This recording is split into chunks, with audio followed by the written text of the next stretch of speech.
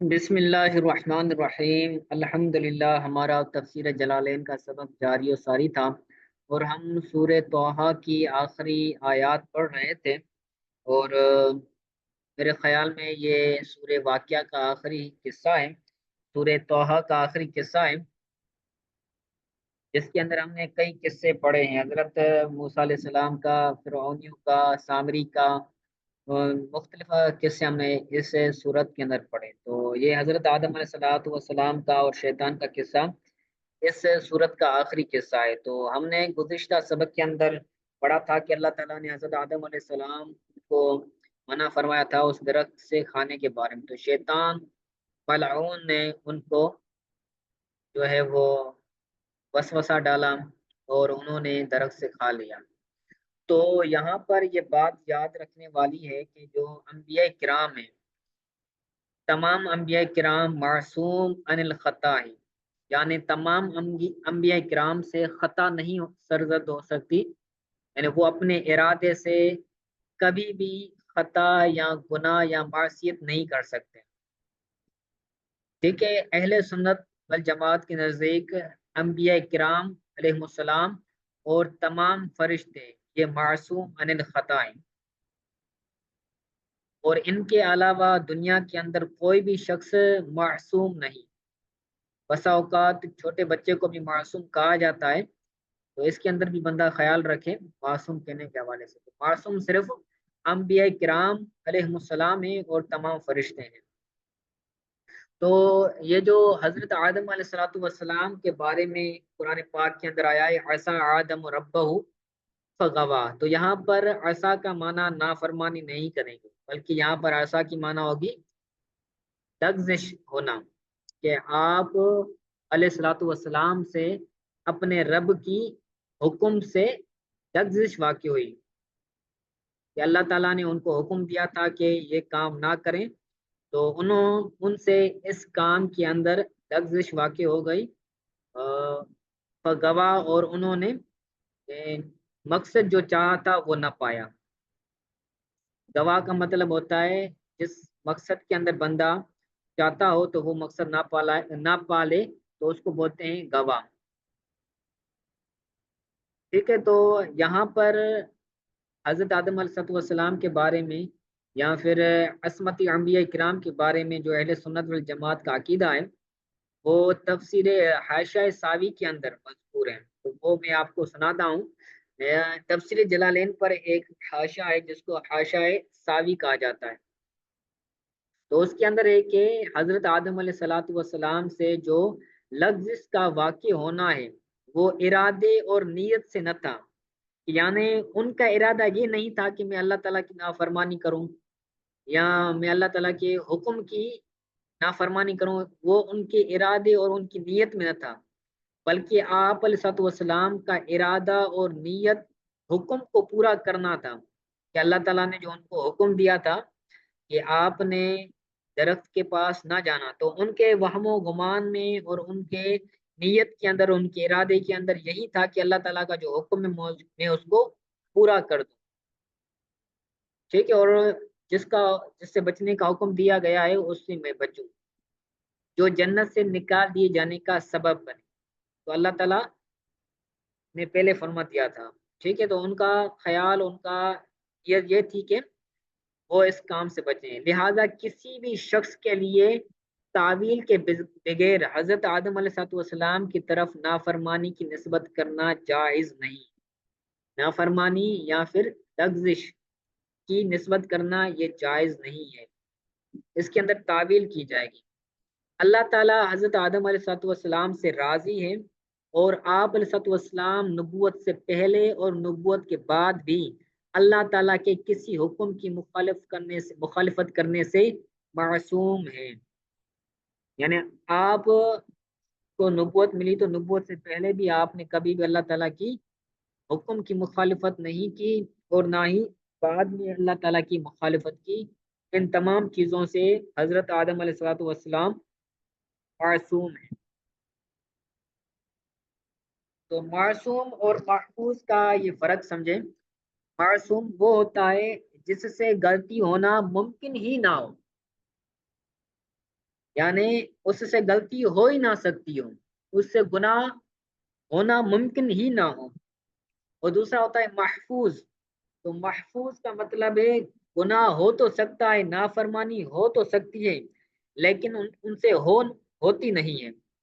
جیسے صحابہ کرام ہیں یا اہل بیت اطہار ہیں، حضور پر صلی اللہ علیہ وسلم کے صحابہ کرام کے لیے یہی کول کیا جاتا ہے کہ وہ محفوظ عن الخطا ہیں، ان کے لیے معصوم عن الخطا کا کول نہیں کیا جاتا۔ جو روافظ ہوتے ہیں وہ روافظ اہل بیت اطہار کے لیے، ائمہ کرام کے لیے معصوم ہونے کا قول کرتے ہیں کہ 14 معصومین ہیں۔ تو یاد رکھیں اہل سنت والجماعت کے نزدیک صرف اور صرف انبیاء کرام اور فرشتے معصوم ہیں، اس کے علاوہ کوئی بھی شخص معصوم عن الخطا نہیں۔ ہاں محفوظ عن الخطا ضرور ہیں، صحابہ کرام ہیں یا پھر دوسرے جو بزرگان دین ہیں ان کو محفوظ عن الخطا کہا گیا ہے۔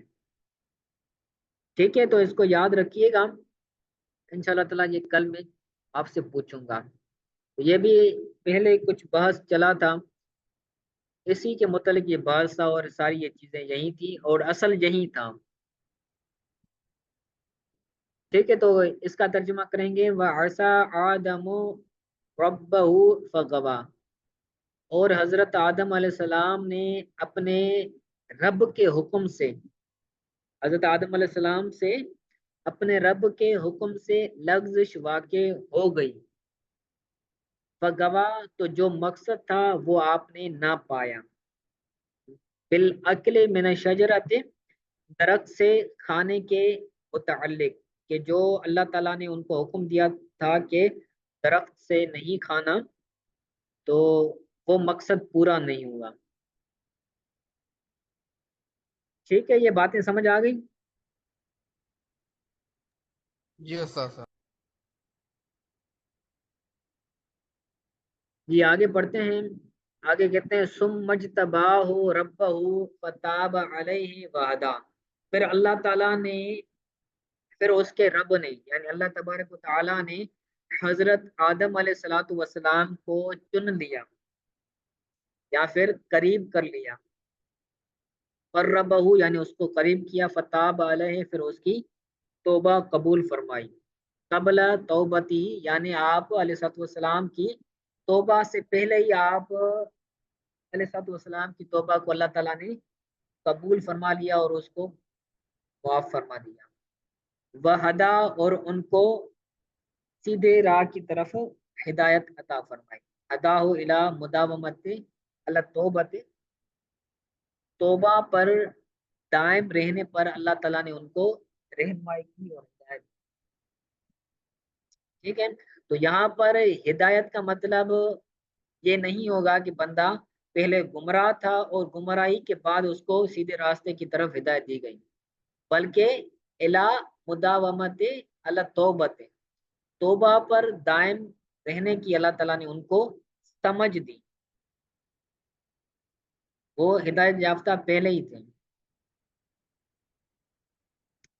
پھر اللہ تعالیٰ نے ان کو فرمایا قال اہبطوا منها جميعا بعضكم لبعض عدو، اللہ تعالیٰ نے فرمایا تم دونوں اتر جاؤ۔ ٹھیک ہے، تم دونوں اتر جاؤ، اہبتا کا مطلب ہے نیچے اترنا۔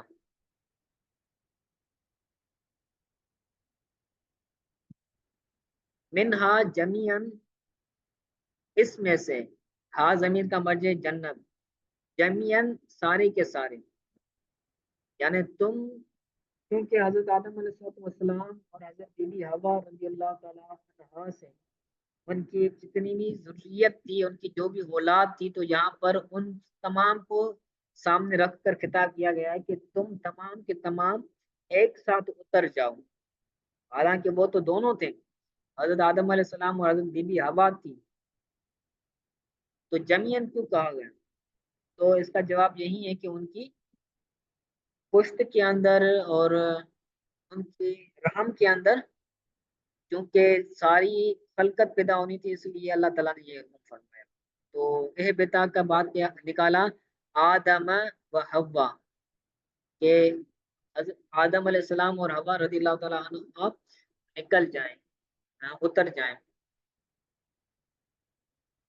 बिमश्तमल तुमा अलैहि मिन ज़ुर्रियतिकुमा, और वो जिस पर तुम दोनों अपने ज़ुर्रियत के एतबार से मुश्तमिल है। जो जो आपकी पुश्त से, आपके रहम से जो भी ज़ुर्रियत होगी, उससे आप निकल जाएं, मिनहा जन्नत से। बादुकुम ले बादिन अदुवन, तुम तुम्हारी औलाद में से बाज बाज के दुश्मन होंगे। बाद ज़ुर्रियत यानी तुम्हारी बाज औलाद बाज की दुश्मन होगी। मिन जुल्म बअदिहिम बअदन, बाज का बाज पर जुल्म करने की सबब। यहाँ पर ये जो बाद है, ये बाद फाइल है, और यहाँ पर जुल्म ये मजदर है। तो जुल्म मजदर अपने फाइल की तरफ मुदाफ है, तो ये मानन मरफू है और लफ्जन मजरूर है। तो उनका उनके बाज का बाज पर जुल्म करने की वजह से एक दूसरे के क्या बनेंगे, दुश्मन बनेंगे। फ़इम्मा यातियन्नकुम मिन्नी हुदन फमन तबिया हुदाया फला यदिल्लु वला यशका, तो अगर मेरी हिदायत, मेरी तरफ से हिदायत तुम्हें आएगी, फ़इम्मा, या तो यातियन्नकुम मिन्नी हुदन, मेरी तरफ से तुम्हें हिदायत आएगी। हुदन यहाँ पर फाइल है यातियन्न का, तुम्हारी मेरी तरफ से तुम्हारी तरफ हिदायत आएगी। फमन इत्तबा हुदाया, तो जिसने मेरी हिदायत की, इत्तबा की, तो वो गुमराह नहीं होगा। वला यशका, और वो बदबख्त भी नहीं होगा। ठीक है, तो फ़इम्मा फी है यानी उस दुनिया में। फ़इम्मा यहाँ पर इसका लोग भी बाज बता रहे हैं, फी है इदगाम नून, नून इन शर्तियतें फी मज जायदते, तो यहाँ पर माँ जायदा है और यहाँ पर इन शर्तिया है। तो इन शर्तिया का जो नून है, उसका इदगाम हुआ है माँ जायदा में। इसमें इदगाम है इन शर्तिया के नून का, इसमें इदगाम हुआ है माँ जायदा में। तो वो हिदायत से मुराद क्या है, हुदाया यानी कुरान। तो जिसने कुरान की इत्तबा की वो क्या हो जाएगा, हिदायत वाला हो जाएगा, और वो दुनिया के अंदर गुमराह भी नहीं होगा और आखिरत के अंदर बदबख्त भी नहीं होगा। वमन अरद अन ज़िक्री, और जिसने मेरी जिक्र से मुंह फेरा, वो जिक्र क्या है, अल कुरान, कुरान से मुंह फेरा। फलम फलम युमिन भी, और उसने कुरान पर ईमान नहीं ले ना ले आया, तो क्या होगा, फ़इन्न लहू मईशतन दनका, तो उसके लिए, दनका का मतलब होता है तंग, तो उसके लिए तंग जिंदगी होगी। मईशतन जिंदगी गुजारना भी होता है, और मईशत यानी जिसके जरिए जिंदगी गुजारी जाए उसको भी मईशत कहा जाता है। तो जिसने कुरान से मुंह फेरा, तो उसके लिए जिंदगी तंग हो जाएगी, यानी जिंदगी गुजारने का जो तरीका है वो तंग हो जाएगा। फिर तनवीन मसदरुन, तनवीन के साथ ये मसदर है बेमाना दय्यकतिन, इसकी माना बता रहे हैं। ठीक है, तो ये मसदर है तनवीन के साथ, और ये इसकी माना है दय्यकतन, यानी तंग हो जाना। वह फुस्सिरत फी हदीस बिअज़ाबिल काफिर फी कब्री, और इस आयत से हदीस के अंदर अजाब कब्र, काफिर को कब्र के अंदर अजाब की तफसीर की गई है। यानी ये जो आयत है, ये अजाब फिल कब्र के बारे में, कि जो बंदा कुरान पर ईमान नहीं लाता, तो उसको, उस काफिर को कब्र के अंदर अजाब होगा। तो इस आयत के तहत अहादीस को जिक्र किया गया है, जिन अहादीस के अंदर कब्र के अजाब को साबित किया गया है। اس کے بارے میں بھی اختلاف ہے، معتزلہ کے نزدیک قبر عذاب کا کانسیپٹ نہیں ہے، وہ کہتے ہیں کہ عذاب قبر نہیں ہوگا، معتزلہ کہتے ہیں۔ اور دوسرے بھی آج کے دور کے اندر جو فتنے چل رہے ہیں، گامدی کا فتنہ، یا پھر مرزائیوں کا فتنہ، یا پھر اور بھی سارے فتنے ہیں جن کے نزدیک قبر کے اندر جو عذاب ہونا ہے وہ اس کا انکار کرتے ہیں۔ آگے کہتے ہیں وَنَحْشُرُهُ، اور ہم اس کو جمع کریں گے، کس کو جمع کریں گے؟